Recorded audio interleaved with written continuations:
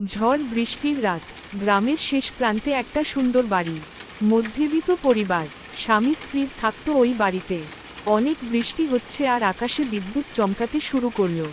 লোকটা অফিস শেষ করে বাসায় ফেরার সময়ে বৃষ্টি আর বিদ্যুৎ চমকাতে লাগলো। লোকটা একটা ছাতি নিয়ে বৃষ্টির মধ্যে বাসায় আসছে। অফিস থেকে বাসায় আসার পথে কি জানি একটা দেখতে পেল বৃষ্টির মধ্যে, ভালো করে বুঝে উঠতে পারিনি। কাছে গিয়ে কি দেখলো, এটা একটা ভয়ঙ্কর চেহারা। তারপর তাড়াতাড়ি করে বাড়িতে এসে জামা কাপড় চেঞ্জ করে খাটে গিয়ে বসে একটু চিন্তিত মুখে চিন্তা করতে লাগলো, কি ছিল এটা? ভূত তো এমন ভয়ঙ্কর চেহারা কখনো দেখি নাই। এই সব ভাবতে ভাবতে পরে বউকে ডাক দিল। তার বউ সীমা এসে বলে, কি হয়েছে, এত চিন্তিত লাগছে কেন তোমাকে? অফিসে কিছু হয় নাকি? তারপর সীমা খাটে বসে তার স্বামীর সব কথা শুনল। অফিস থেকে আসার পথে রাস্তায় একটা ভয়ঙ্কর চেহারা ভূত দেখলাম। এসব বলতে বলতে বলতে হঠাৎ দুজনের চোখ জানালার দিকে পড়ল।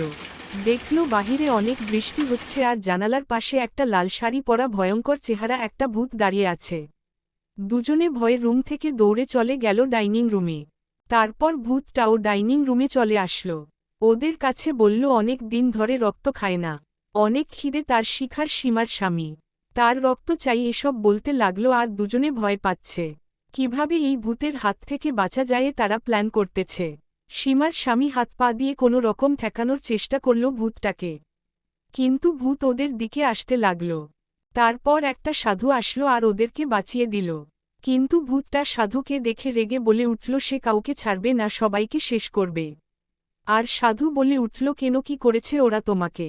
তখন ভূতটা বলে উঠল, আমাকে কেউ বাঁচতে দিল না, আমি গরিব ছিলাম বলে। আমাকে রাজা বিয়ে করার কথা বলে বিয়ে না করে মেরে ফেলল আমাকে। তারপর থেকে আত্মা ঘোরাফেরা করে এখানে, আর এক এক করে সবাকে শেষ করব। সাধু বলে, ওরা তো কিছু করে নাই, তোমাকে ওদেরকে ছেড়ে দাও। ভূত বুঝতে পারল আর ওদেরকে ছেড়ে দিল। সাধু ভূতটার আত্মা শান্তি করে দিলে।